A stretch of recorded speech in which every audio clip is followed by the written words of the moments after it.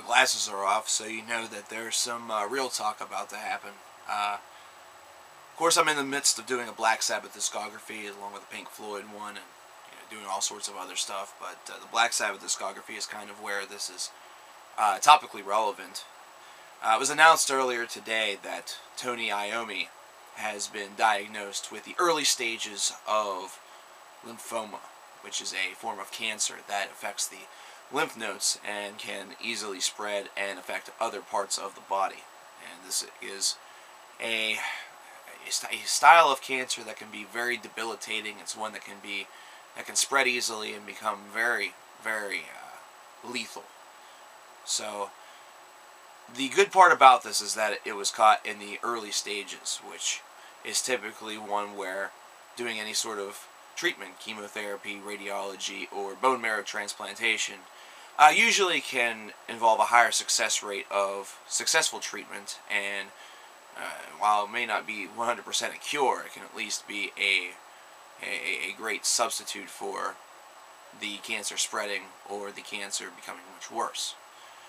So either way, though, it's still a very large blow, because cancer is something that is very near and dear to a lot of us, considering numbers of us have had people die from the riddling effects of this disease.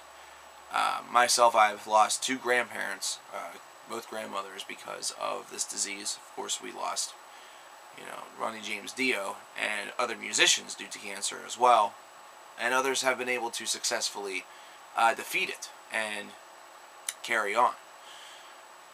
Toni Iommi, though, however, is a longtime icon of the music business and the music industry with his work with Black Sabbath, Heaven and Hell. He's produced unreleased albums for Lita Ford, was with Jethro Tull for a while. He was just been very, very active in the music scene throughout his entire career since the 1960s, and here we are in 2012, and his career now has spanned 6 decades. It's crazy.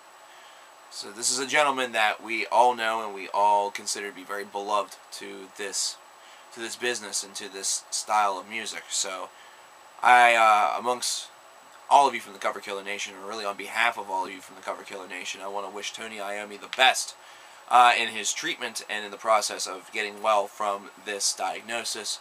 I want to wish the best to the family of Toni Iommi. And I also want to wish the best to Black Sabbath, who had announced on 11/11/11 that they would be doing another studio record that would be released probably here in 2012. This is an obvious setback, so those of you who are clamoring for this album, please just use a little bit of judgment and understand that, Tony is going to be undergoing treatments and things like that, so if it doesn't happen right away, please just use your judgment and let the man get well.